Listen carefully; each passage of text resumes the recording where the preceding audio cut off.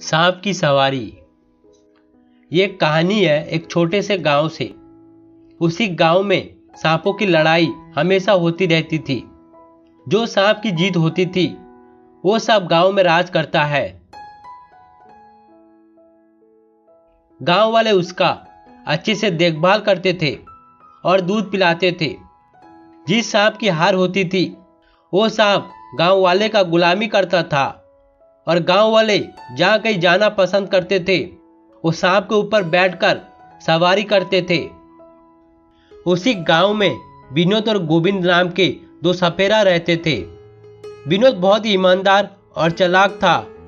विनोद अपनी कला से अपने सांपों को जीतने का तरीका सिखाता था, जिसकी वजह से विनोद की सांप हर समय जीत हासिल करता था।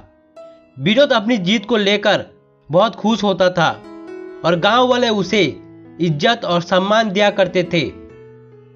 वहीं गोविंद बहुत ही बदमाश और घमंडी था। गोविंद अपनी घमंडी की वजह से अपने सांपों को जीतने का सही तरीका बता नहीं पाता था, जिसकी वजह से गोविंद की सांप विनोद के सांप से हर समय हार जाया करता था। गोविंद अपनी हार को लेकर बहुत ही दुखी रहता था। गोविंद हारने की वजह से वो गांव वालों का गुलामी करता था और उसके सांप के ऊपर बैठकर गांव वाले सवारी किया करते थे। अरे गोविंद, मुझे चांदीपुर जाना है। जी मुखिया जी, अभी मेरे सांप को बुलाता हूँ। मुखिया सांप के ऊपर बैठकर चांदीपुर जाते हैं। गांव से दूर कभी भी मेला होती है तो गांव वाले गोविंद के सांप के ऊपर बैठकर उस मेले को जाया करते थे। गांव वाले को अगर नदी पार करनी है तो गोविंद के सांप के ऊपर बैठकर उस नदी को पार किया करते थे। गांव वालों की गुलामी करते करते गोविंद थक चुका था। गोविंद हर समय सोचता रहता था, मैं कैसे विनोद की तरह जीत हासिल करूं और गांव वाले मेरी इज्जत और सम्मान करें और मेरे सांप का अच्छे से देखभाल करें और उसे दूध पिलाएं। हर साल की तरह फिर से सांपों की लड़ाई की तारीख नजदीक आ चुकी थी, जिसपे विनोद, गोविंद और गांव के कुछ लोग उस लड़ाई पे हिस्सा लिए थे। लड़ाई की तारीख नजदीक आने के कारण गोविंद घबरा गया था।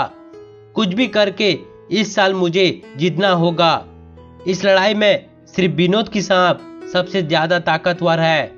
अगर मैं विनोद के सांप को हरा दूं तो मेरी जीत पक्की है और मुझे कोई भी हरा नहीं पाएगा। रात होते ही गोविंद विनोद के घर जाता है और विनोद के सांप को दूध के साथ नस्ली दवा मिलाकर सांप को पिला देता है, जिसकी वजह से सांप कमजोर हो जाता है। अगले सुबह होते ही विनोद अपने सांप को लेकर मैदान को आता है। मैदान में विनोद को देखकर गोविंद हैरान हो जाता है। विनोद तो अपने सांप को मैदान पे ले आया है, लेकिन मेरी दी गई नस्ली दवा से उसका सांप लड़ नहीं पाएगा और मेरी जीत हो जाएगी। विनोद का सांप और गोविंद के सांप के बीच लड़ाई होती है। कुछ देर लड़ाई होने के बाद विनोद का सांप कमजोर होने लगा। ये देखते हुए गोविंद खुश हो जाता है, लेकिन विनोद अपने सांप के ऊपर भरोसा था वो जीत हासिल करेगा। आखिर तक सांप की लड़ाई होती रही और विनोद की सांप की जीत हुई। गोविंद, मुझे सब कुछ मालूम था। तूने मेरे सांप को नस्ली दवा पिलाया था। मेरे सांप के ऊपर मुझे भरोसा था, मेरी सिखाए गए तरीके को अच्छे से इस्तेमाल करेगा और मेरी ईमानदारी से मेरी जीत हासिल हुई। जिस दिन तू घमंड करना भूल जाएगा और ईमानदारी के रास्ते पे चलेगा, तभी तू जीत हासिल कर सकता है।